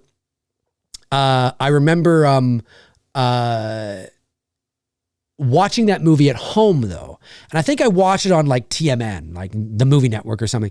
And it got to the scene where he is standing at the gravesite of Jenny and Tom Hanks' performance. He's like tearing up and crying. And I remember feeling like that lump in the throat. I'm just like, holy fuck. And that is my earliest memory of a movie affecting me emotionally like that. I'm pretty sure there's never been a movie where it's happened, where I've started crying and I need the Kleenex and everything. I don't recall, but there's been quite a few movies, where it gets you. Now, here's the thing too. I've teared up at movies or even promotional material that affect me on a nostalgic level. Like the Force Awakens trailer, the Chewie We're Home, when Han Solo's like, Chewie, we're home. I got choked up over that. There's nothing sad about it. It was just because it was so nostalgic. I mean, Nostalgia is a very powerful thing, ladies and gentlemen. And I didn't cry, but I remember feeling like the goosebumps and the tears welling up and being like, holy fuck, like this is wild. Like because I'm one of those people that have always wanted them to go on. Now, we can sit here and argue about the sequel trilogy. That's not what we're here to do. I'm just saying that I remember being a teenager in the 90s and hearing about George Lucas making more Star Wars movies, but going back and doing prequels. And I remember being like, I don't want to go. I don't care. I don't care about how Darth Vader became Darth Vader. I don't need to know that. It's like Michael Myers. Everything I know about Darth Vader is I already know. I don't want to go back, and I want to go on. I want to see what happened to Luke, Leia, and Han, because those are the characters that I'm emotionally attached to, right? I want to see what happens next. That's what I've always wanted. And so in 2014 or 2015, actually, 14 was the teaser. 15 was the first trailer. When that first trailer came out, I mean, I had been waiting 32 years to see something like that. And so I was just like inside, not outwardly, but inside, I was like, oh, holy fuck, this is amazing. But on the outside, there was the lump and the goosebumps and the tears. I'm just like, this is incredible. So I have had that happen too. It's wild. It's a wild experience, isn't it? It's pretty crazy. Taylor Paulson, my man Taylor Paulson sends in $10. Thank you, Taylor. I really appreciate it. Says, it was Halloween season 98. I was 8. Ooh. Season 98, you were 8. I was 19. I was 19. I saw Jason Lives. Ooh. And I went outside at night and found a stick and pretended that a small tree was Jason. And I fought the Jason tree. I kicked his ass. I love it. I love it, Taylor. That's awesome. Isn't it amazing, what we do as kids? Do you know what I mean? Like the imagination we have. I mean, that's right there with my Freddy Krueger glove, the winter glove with the 4 Bic ballpoint pens and the top hat. I mean, I looked ridiculous, but I was probably about 7 or no. I would have been a bit younger. 5, 6, 7. No, I would have been about 7 or 8 for sure. I would have at least been 6, probably 7, because in 85, when Elm Street 2 came out, I was 6. And then in 86, which is probably when I would have done this, I would have been 7. So yeah, I would have been 7 years old. So in and around your age, at that time, I don't mean now, it's awesome, man. No, it's awesome. That's pretty cool. Thank you for sharing that. I really appreciate that. Thank you. BB Haunted Basement becomes a channel member here on the channel. Level number 1. Thank you very much, BB Haunted Basement. I really appreciate that. Thank you. Appreciate that. All right, let's see here. Warren Armour says, I think they should make a Captain Kangaroo movie like Pee-wee's Playhouse. Captain Kangaroo. I know, I'm familiar with what you're talking about, but I wasn't somebody that really watched it. King Hawkeye sends in $2, says, one movie that made me cry is A Perfect World. A Perfect World. I'd have to look that up.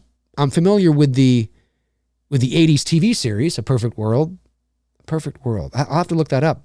Thank you for sharing. Sean Rushton sends in $1.99, just $1.99. Thank you, Sean. Appreciate that very, very much. And then we've got, we got this individual again.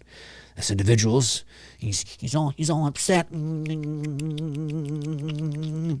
It's because he has a little penis. That's why he's upset. And then we have, who do we got? We got Davey Deathray says, haven't cried at a movie in years. Cried watching Man on the Moon when I was hungover once. Well, hey, that'll do it, right? I mean, that's just like, Man on the Moon. I mean, listen, there's the end of the Green Mile, and then there's Man on the Moon. I mean, it's incredible. It's incredible stuff. Love it. Boogeyman01 says, Dave, are you a fan of Twin Peaks or Breaking Bad TV series? Greetings from Poland. Well, hello, Poland. It's late where you are. Hope all my Polish friends are doing well across the pond. I am not a fan, but I haven't watched them. So I've not watched an episode of either actually, to be honest with you. So I do know the shows are very popular for sure. There's no doubt about it. All right, well, go. Let me see. Oh, I just want to make sure I haven't missed any super chats. Got to make sure I haven't missed any super chats, ladies and gentlemen. No,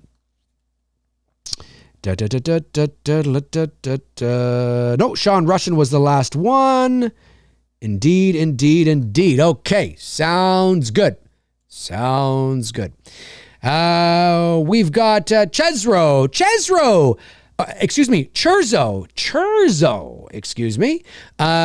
becomes a channel member number 2. Amazing.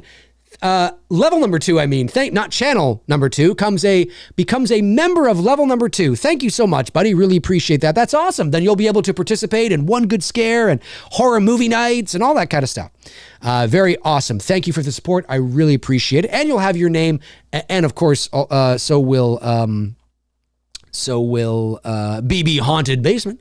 You'll have your names added to the member card, which shows up at the beginning of all my shows. Fauci Cinema, what's going on, Fauci? Great to see you here. Haven't seen you in a while. Says Dave, the Legend McRae. What's shaking, my man? Legend? I don't know, legend. The jury's still out. I'm doing all right. I hope you are too, Matt. I hope you are too. Tyler Adams says, I've been trying to lock down a story to tell in the 90s TMNT world. Oh, jeez. That'd be tough. Would you go back and would you, if you were to make a sequel to that movie, would you have them all wear the suits again? Or would you do it with CGI? I don't know. Those suits. Although I will say I am a big fan of that 1990 Ninja Turtles movie. I am. I think it's dark. It's gritty. And the entrance to Shredder, it's like Darth Vader-esque. It's ominous, it's mysterious, it's got like a majestic sort of like power sort of. Oh, it's great. That first movie is really good. And then Secret of the Ooze became a little, it's good, but you got Vanilla Ice and it became a little more cartoony, a little more family friendly, we'll say. But that first Ninja Turtles movie, it's kind of dark. I mean, it's still family friendly, but it's on the darker side. All right. Just a couple more minutes, folks. A couple more minutes in the show, and then we'll call it maybe. A couple more minutes. Do I take this thing to 2 hours? You know what? We'll take it to 9 o'clock. That's what we'll do. We'll take it to 9 o'clock.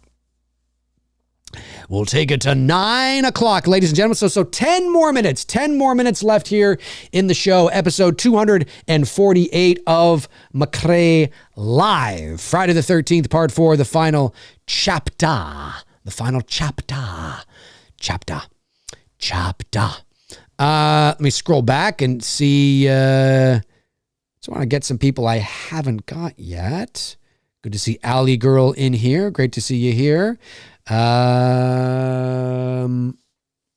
Monsterism says the ending of Titanic always makes me emotional. Hey, dude, that's actually a really great choice. Yes, yeah, the ending of Titanic can be emotional for sure. Yep. That's a good one. Alley Girl says the Green Mile was so. Oh, the Green Mile is amazing. It's too. Listen. If you were to ask me what are my favorite movies, like movies, not horror movies, just movies, Shawshank Redemption is right up there. The Green Mile is up there. I've said this many times on the channel. Those two movies, I wish Frank Darabont, who was the director of those movies, would do more feature films.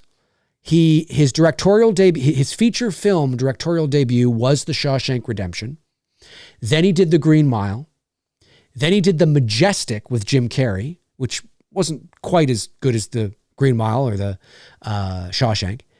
But then he did, after that, he did The Mist, which was, now, my only issue with The Mist is that some of the effects are fantastic. And then there's a couple of effects with the wormy slug stuff. I'm like, it's 2007 CGI. So it's kind of takes me out of it a little bit. But the movie itself is great. It's a great movie. And that ending, the ending to The Mist is one of the most iconic, shocking, no endings of all time. And Frank Darabont fought for that ending. I think the story is something like the studio didn't want, and Frank said, listen, I'm not going to direct this movie unless I can do that ending. And they allowed him to do that ending. Shocking. Terrific ending. Great movie.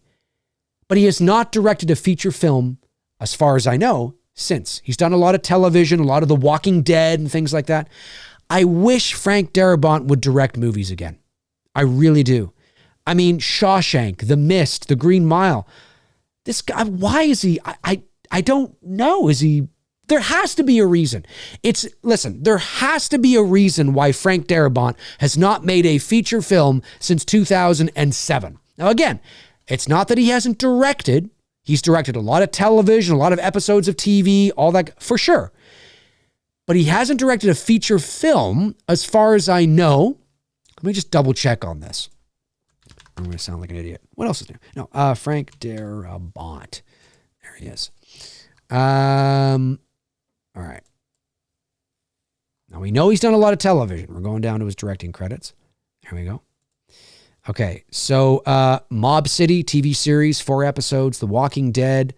Yep, the last feature film he directed was 2007, The Mist. Frank. He's only got 11 directing credits. Frank, there has to be a reason. There has to be.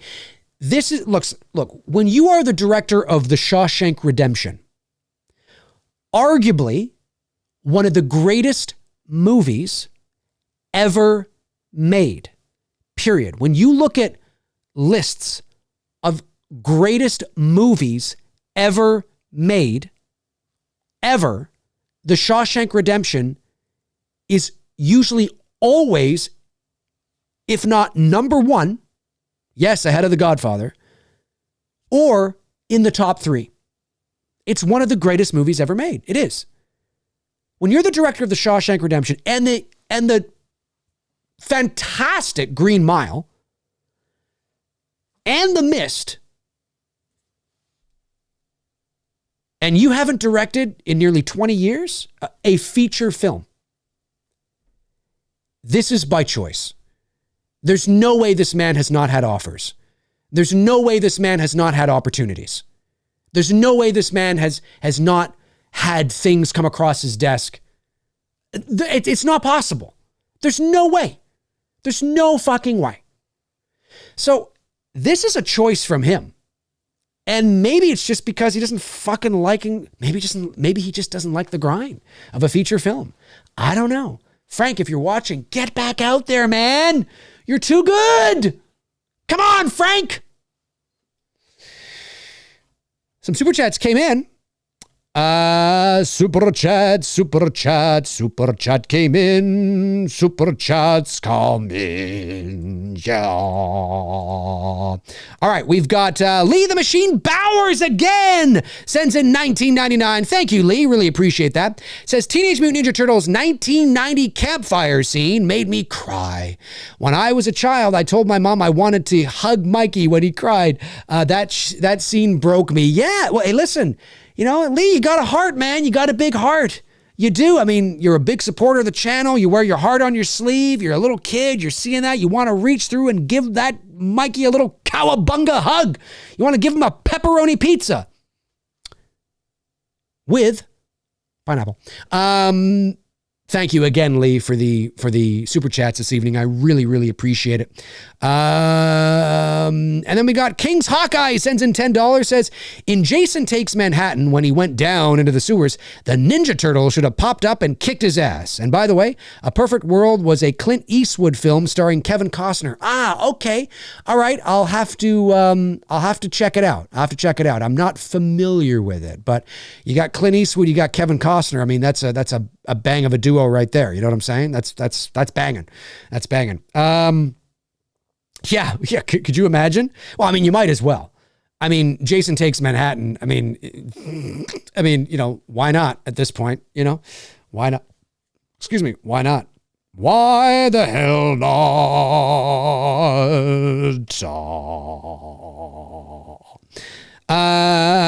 All right, let me see here. We've got Alley Girl says Shawshank is top tier. It's very Shawshank is top tier. It's very weird. Very weird. You think Shawshank being top tier is weird? Okay. I think Shawshank being top tier is amazing. But I'm sure you mean something like there's some nuance that I'm maybe you just mean like, yeah, like out of all the movies like Shawshank. But you know what, Alley Girl? I mean, Shawshank it's beloved. It is a beloved film, but it didn't do well at the box office when it came out. It did not do well at the box office when it came out. It did not. It did not. It was a very difficult film to market. It only gained its popularity and people realized how amazing it was when it went to cable and VHS. Weird he isn't directing. Right. Yes, that makes sense. Not that the movie is weird or that it's weird that it's top tier. It's weird that he's not directing. Yeah, Shawshank is top tier. It's weird. I get you now. I get you. I took it too literally. I get you. Yeah, it's weird. But think, there are less directors, we'll say, that are directing, that get offers. It's not because he hasn't. There is a specific reason why he's not. It's a conscious choice. I don't know why that is, but there's no way that man has not had offers or an abundance of opportunities. There's just no way. It's not possible. It's not possible. All right. I think I've got all the super chats. I believe I do. Just want to make sure I'm not missing anything. No, looks like I have them. Yes, I have them all. Okay, great. Perfecto. All right, folks, listen, that is going to do it for me. Oh, hey, you know what? We got to check the poll. Here is the final results of the poll, ladies and germs. We're going to end the poll now. And the final results for the poll, just taking a moment to end for some strange reason. There we go. The final results for the poll, there it is. Which Friday the 13th fan favorite do you like best? The final chapter wins with 64%, and Jason Lives behind at 35%. 227 of you voted, and that's your answer. Folks, this was another great show. Friday the 13th Part 4 turns 40 years old this year. Jump into the comment section below if you're watching after the fact and let me know your thoughts on Friday the 13th Part 4. Where does it rank for you in the franchise? Is it one of your favorites? Is it one of your least favorites? That would be interesting. I'd love to hear from somebody that, that says it's one of their least favorites. That would be interesting because you never hear it. Now that's cool. But yeah, let me know your thoughts on it, folks. Really appreciate you all tuning in today. I really appreciate it. Thank you, of course, to my amazing moderators, Frank Riker, Tabitha Short, Darren Sands, Cody Snyder, and Andrew Stevens and Chris Baber working overtime today. Really appreciate that. Thank you, thank you, thank you. Lee the Machine Bowers comes in with $9.99 again. Lee, you're amazing. Says, this is Dave McRae signing off. Have a good night, my friend, and cheers. Thank you very much, Lee. I really appreciate that. Yeah, Dave McRae, Gail Weathers signing off. Appreciate that. Really, really, really do. Oh, wait. Carl Weidman says, I guess my $5 super chat went missing. Oh, hang on a sec, Carl. Let's check it out. Carl. Let me go back. I might have missed it.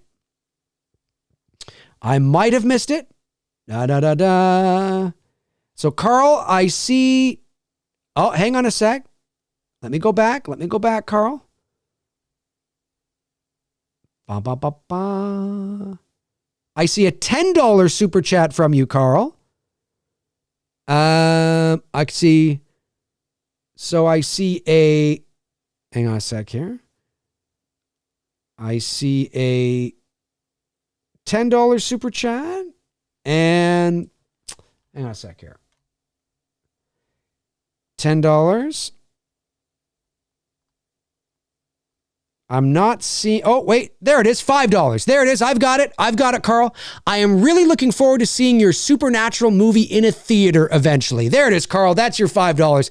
Thanks, buddy. Anytime, like if I get to the end of the show and the mods have missed a super chat and I've missed a super chat, feel free to put like a bunch of angry faces in the chat room, saying, Dave, you missed a super chat, or a bunch of like, alerts, or, whatever the case is.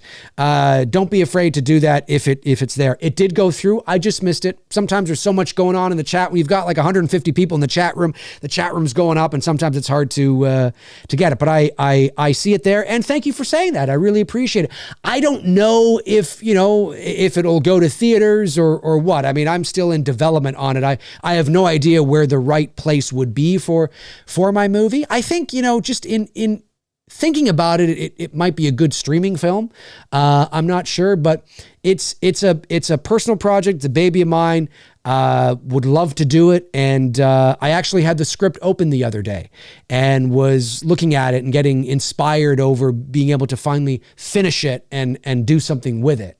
Because, life's too short, man. And you gotta, I don't know, you got to put yourself out there and see what happens. And which we have been doing, of course, with the Billy films, but obviously this is a bit of a different beast, but I'm inspired to start tackling it again. So I really appreciate the super chat. Thank you. Thank you. Thank you. And then Lee the Machine Bowers.